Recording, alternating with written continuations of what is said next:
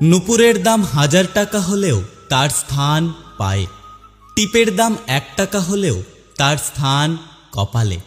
ইতিহাস সাক্ষী আছে লবণে কখনো পোকা ধরেনি, কিন্তু মিষ্টিতে প্রতিদিনই ধরে, এমনকি পিঁপড়েরাও ছাড়ে না।